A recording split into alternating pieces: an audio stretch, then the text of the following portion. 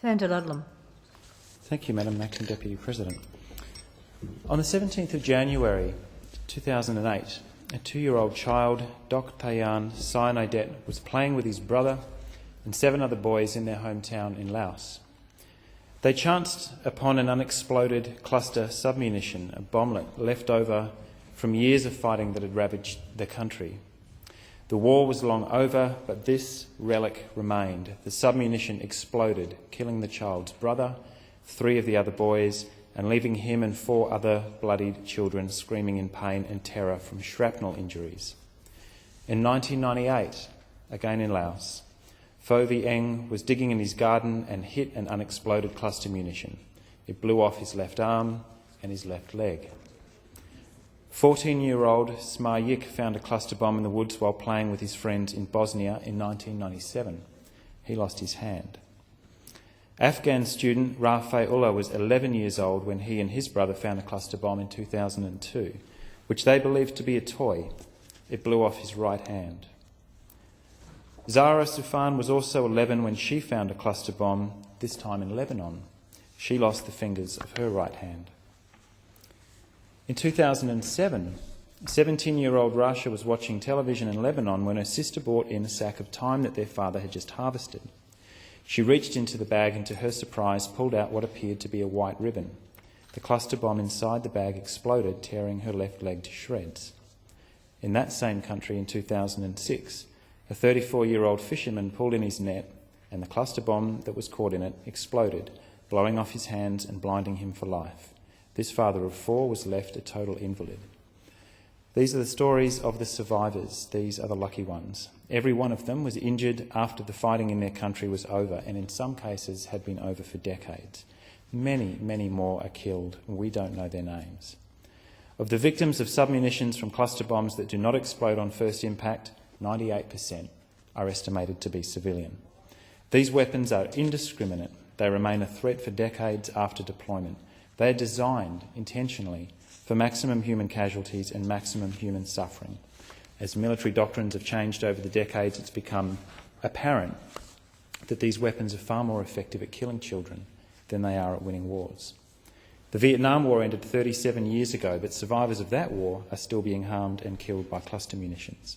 There were 280 million cluster bombs dropped on Laos, with an estimated 30% failure rate, leaving approximately 80 million unexploded cluster bombs in that country alone.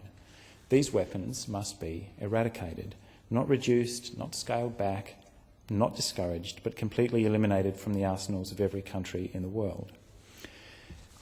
This chamber will shortly debate a bill which ostensibly ratifies the Convention on Cluster Munitions. The treaty itself is an impressive legal document, and Australia was at the front of the queue for the signing. We've played an important role in its creation, and the treaty itself, as a tribute to many, many people who worked for a very long period of time, seeks to eliminate the weapons. It's a disarmament treaty. It bans the use, the manufacture, the stockpile, trade and investment with no exceptions. The first provision in the treaty is the most important: never, under any circumstances.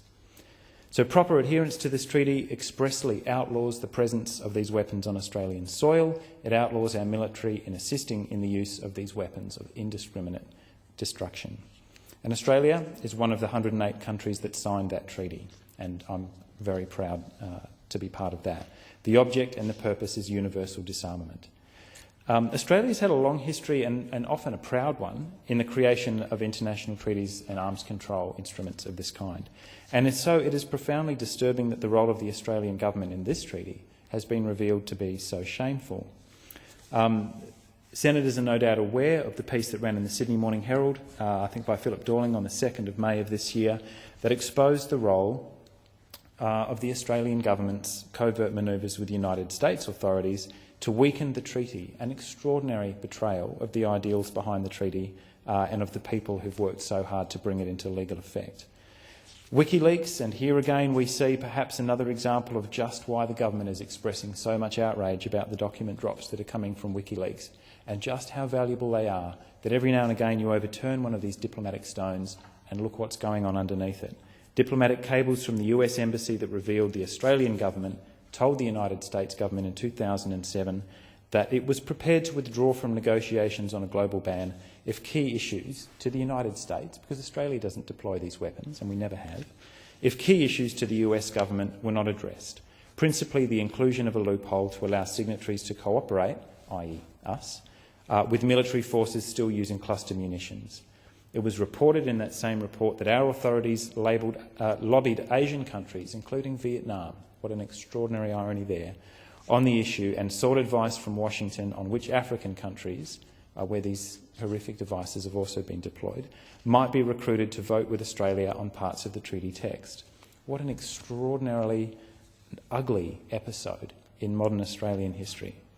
This bill, the bill that will shortly be before the Senate, is therefore the expression of those behind-the-scenes negotiations where Australia was effectively doing the dirty work of a party that is refusing to sign and ratify that treaty. And there's Australia doing the dirty work of the United States that still sees these devices as having utility. Weapons that drop from aircraft or are fired from ground forces that then disperse into multiple explosive devices that then get left behind on the battlefield or in metropolitan or civilian areas. The bill that the Senate will soon be debating allows the stockpiling and the transfer of cluster bombs. It permits our forces to violate the spirit and the intent of the treaty if the act involving cluster bombs was carried out in the course of a joint exercise with a non-party to the treaty, which is exactly what happened during Operation Desert Storm, when we assisted the United States in the invasion of Iraq. Harvard Law School's International Human Rights Clinic said this bill could be interpreted to, in their words, allow Australian military personnel to load and aim the gun so long as they did not pull the trigger. Former Prime Minister Malcolm Fraser warns that the bill is scattered with alarming loopholes. Former Australian Defence Force head Paul Barrett says the bill is now at odds with our obligations under international law. Some of us perhaps naively, certainly naively, had assumed perhaps that it was sloppy drafting, that the Australian government was trying to be a little bit too cute. And it's been revealed in the ugliest possible fashion that no, it's entirely intentional and it's the result of a strategy. Australia must not make, use, distribute or assist in the use of cluster bombs, and we must not allow the funding of cluster bombs.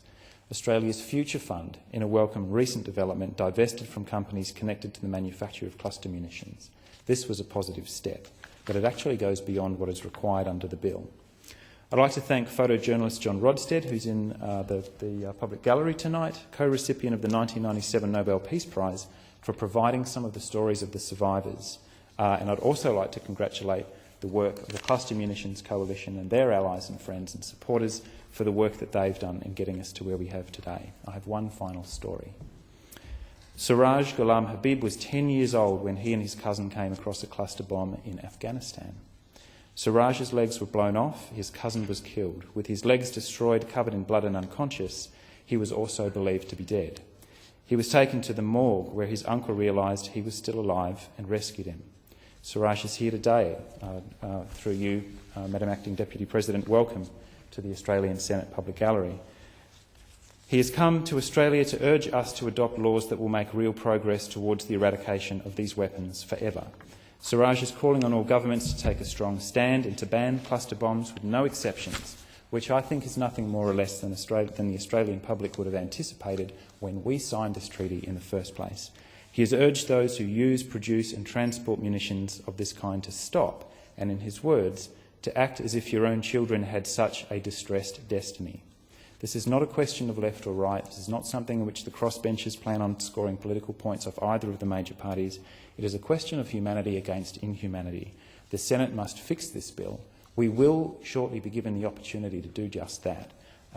This is something that we are not looking back on in retrospect. This is not a proposal to amend an instrument that's already occurred or to come back and fix a mistake. We do have the opportunity before us as parliamentarians, as representatives of a constituency that hasn't suffered the use of these weapons on Australian soil, to get this thing right the first time when we debate this bill shortly.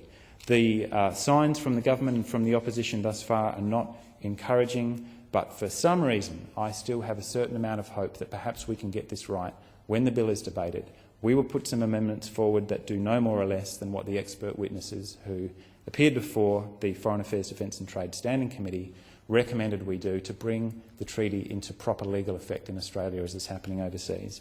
I hope that there is still time to get this right for the sake of people like Siraj who've come to tell us their stories directly. I thank the Senate.